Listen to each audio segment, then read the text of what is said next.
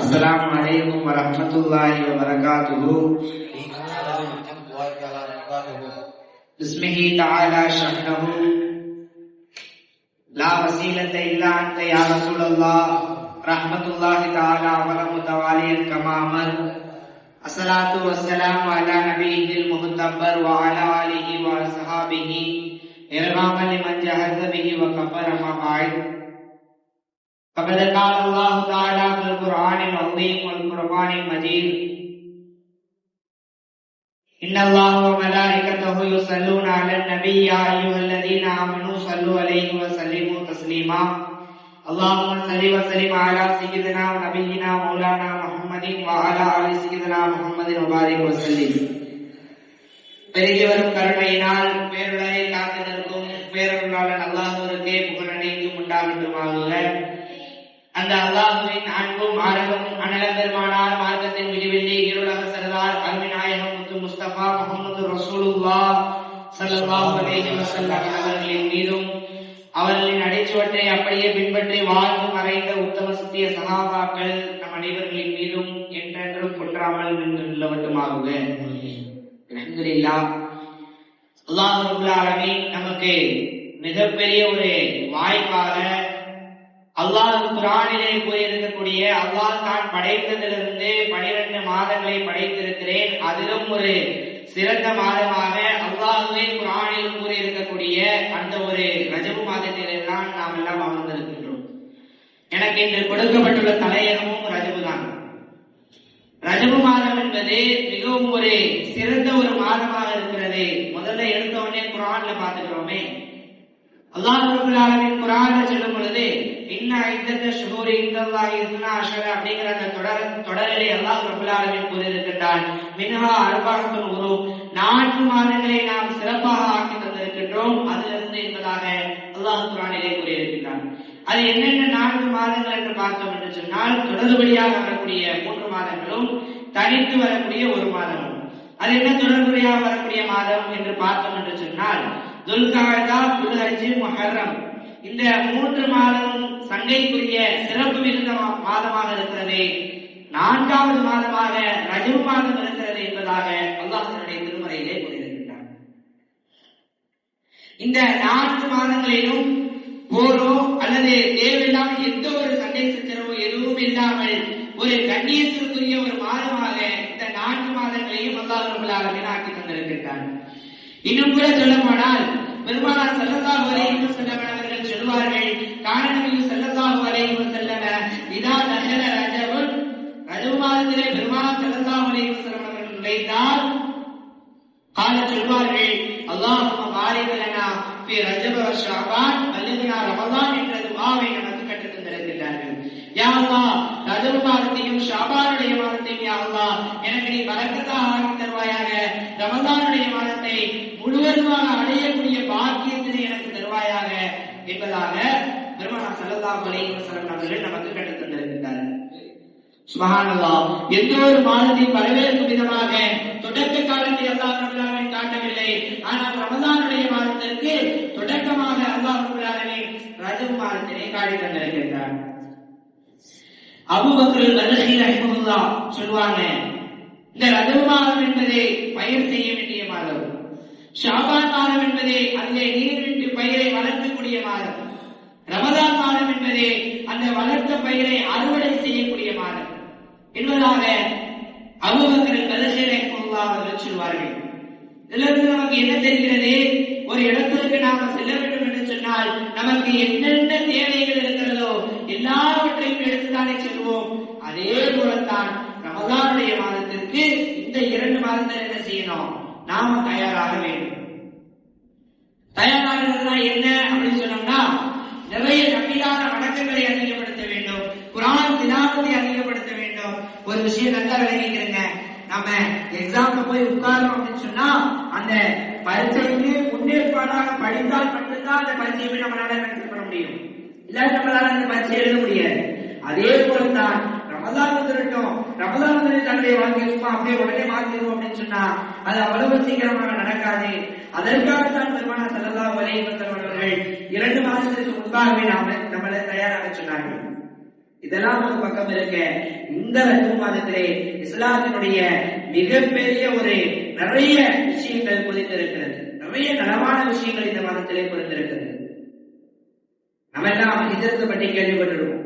தன்னுடைய சொந்த ஊர்ல, சொந்த அந்த வசிக்கக்கூடிய இருப்பிடத்துல, தலைமுறையாக வாழக்கூடிய அந்த இருப்பிடத்துல நம்முடைய இஸ்லாமுடைய ஷரியத் நிலைநாட்ட முடியவில்லை என்பதற்காக நிறைய சஹாபாக்கள் என்ன செஞ்சிருக்கிறாங்க, ஹிஜ்ரத் மேற்கொண்டிருக்கிறார்கள்.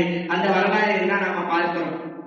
அதிலும் முதலாவதாக முதல் ஹிஜ்ரத் என்று சொல்லக்கூடிய அபிசினியாவிற்கு சென்றதும் இந்த ரஜப் மாதத்திலே தான்.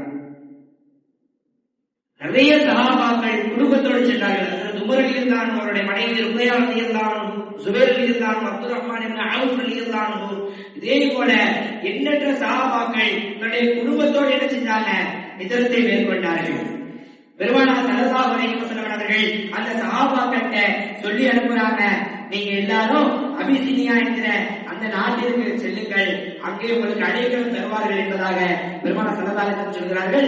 ஃபஇன்னமியா மலிகன், நிச்சயமாக ஒரு அரசர் இருக்கிறார், லா யுதமு ஐந்தஹு ஷைஅன், ஒருவருக்கும் அந்த அரசர் என்பவர் அநீதம் செய்யப்படவில்லை, எல்லாருக்கும் நீதமாகத்தான் தீர்ப்பளித்திருக்கிறார்கள், நீங்க அந்த நாட்டிற்கு செல்லுங்கள் என்பதாக பெருமானார் ஸல்லல்லாஹு அலைஹி வஸல்லம் அவர்கள் முதல் ஹிஜ்ரத்தை தொடங்கி வைக்கிறார்கள்.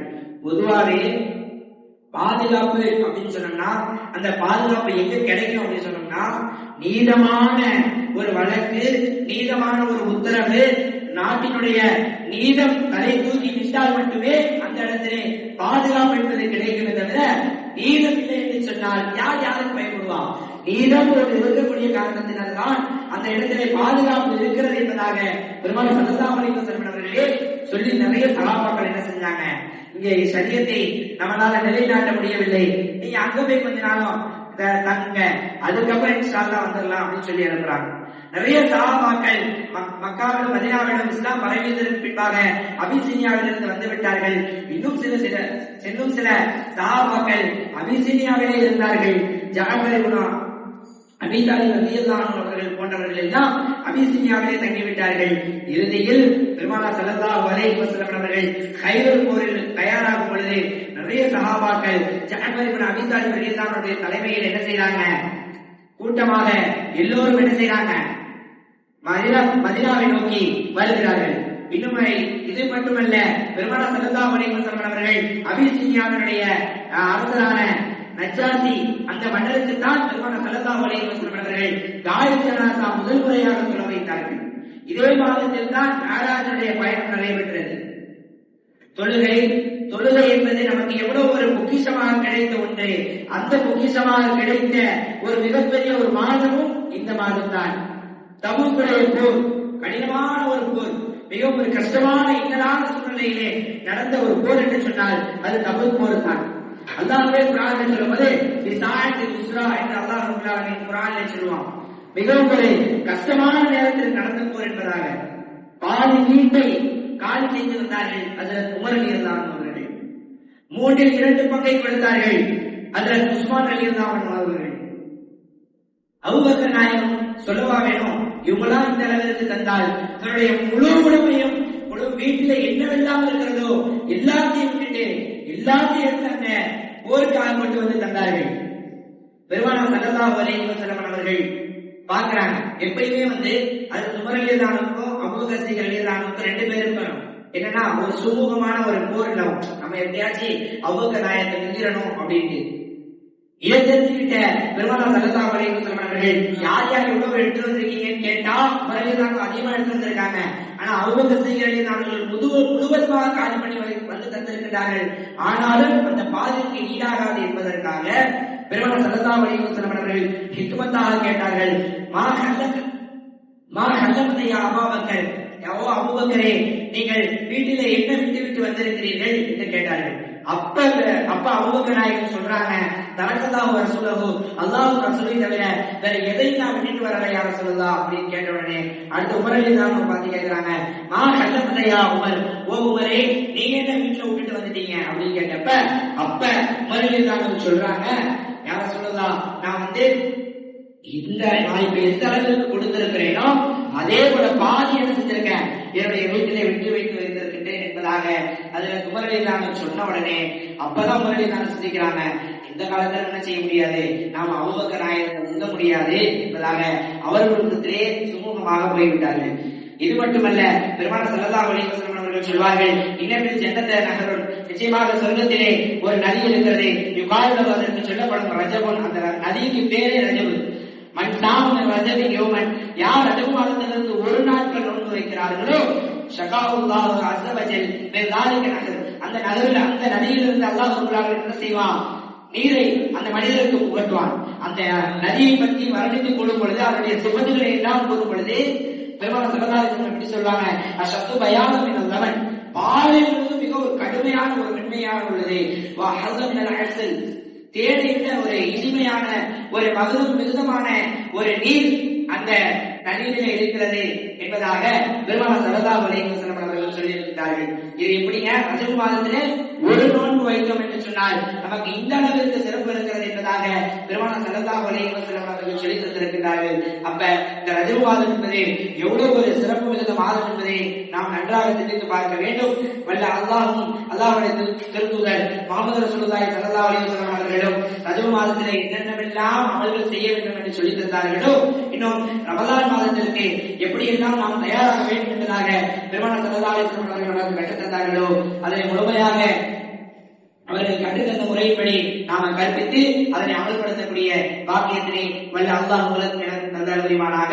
ரமலான் வரக்கூடிய ரமலானை முழுவதுமாக அடையக்கூடிய பாக்கியத்தினை தருவானாக. இறுதி தருவாய் லா இலாஹா இல்லல்லாஹ் முஹம்மது ரசூலுல்லாஹ் என்ற கலிமாவோடு மரணிக்க செய்வானாக. அக்கூலு கௌலி ஹாதா அஸ்தக்ஃபிருல்லாஹ் வ லக்கும் வ லிஜமீஇல் முஃமினீன் இன்னமா அலைனா பலாகுல் முபீன் வ ஆஷிரு தஅவானா அனில் ஹம்துலில்லாஹி ரப்பில் ஆலமீன். அஸ்ஸலாமு அலைக்கும் வ ரஹ்மத்துல்லாஹி வ பரகாத்துஹு.